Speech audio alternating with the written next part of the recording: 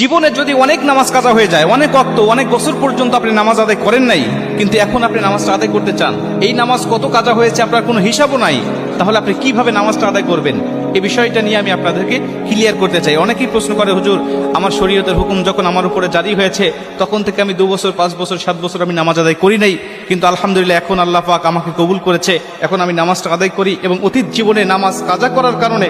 আমার ভিতরে অনুশোচনা আসছে, হুজুর নামাজগুলো আমি আদায় করতে চাই, কেমনে করে নামাজ আদায় করব? শুধু তওবা করলেই হয়ে যাবে নাকি আমাকে সেই নামাজগুলোকে হিসাব করে করে আমাকে পড়তে হবে? অনেকেই বলে, হুজুর হিসাব করা তো সম্ভব নয়, তাহলে কিভাবে নামাজটা আদায় করব? কারণ অল্প যদি ওয়াক্ত নামাজ কাজা হয়,